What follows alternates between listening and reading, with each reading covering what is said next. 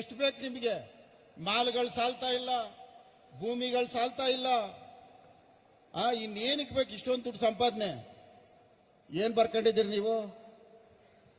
ಇದು ನಾನು ಕಮಿಷನ್ ಕುಮಾರ್ ಅಂತ ಬರ್ಕೊಂಡಿದ್ದೀನಿ. ಕಮಿಷನ್ ಅಲ್ಲಿ ನಾನು ರಾಜಕುಮಾರ್ ಅಂತ ಬರ್ಕೊಳ್ರಿ. ಏನ್ ಬರ್ಕೋಬೇಕು? ಕಮಿಷನ್ ಪಡೆಯೋದ್ರಲ್ಲಿ ನಾನು ರಾಜಕುಮಾರ, ಕನ್ನಡಕ್ಕೊಬ್ಬನೇ ರಾಜಕುಮಾರ, ಅವ್ರನ್ನ ಮೀರ್ಸುವಂತ ರಾಜಕುಮಾರ, ಭ್ರಷ್ಟಾಚಾರದಲ್ಲಿ ನಾನೇ ಅಂತ ಬರ್ಕೋಬೇಕು ಅಷ್ಟೇನೆ. ಇನ್ನೇನಾರು ಇವತ್ತಿಲ್ಲಿ ಮಾತಾಡಿದ್ದೀನಿ, ದಯವಿಟ್ಟು ನನ್ನ ಮೇಲೆ ಯಾವ್ದು ರೇಪ್ ಕೇಸ್ ಹಾಕ್ಬಿಡ್ರಿ.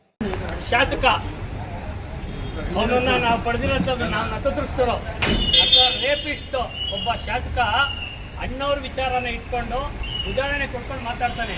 ಅವನ ವಿರುದ್ಧವಾಗಿ ವಾಣಿಜ್ಯ ಮಂಡಳಿಯವರು ಯಾವುದೇ ರೀತಿ ಕ್ರಮ ತಗೊಂಡಿಲ್ಲ.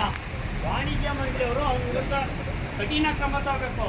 ಈಗ ನಾವು ಸದಸ್ಯತ್ವನ ವಾಣಿಜ್ಯ ಮಂಡಳಿ ವಿಚಾರವಾಗಿ ಮನವಿ ಕೊಡಕ್ಕೆ ಬಂದಿದ್ದೀವಿ. ಈ ಮನವಿ ಸ್ವೀಕರಿಸಿದಂಥ ಅಧ್ಯಕ್ಷರು 24 ಗಂಟೆಯ ಒಳಗಡೆ ಅವ್ರನ್ನ ಸದಸ್ಯತ್ವನ ರದ್ದು ಮಾಡಬೇಕು.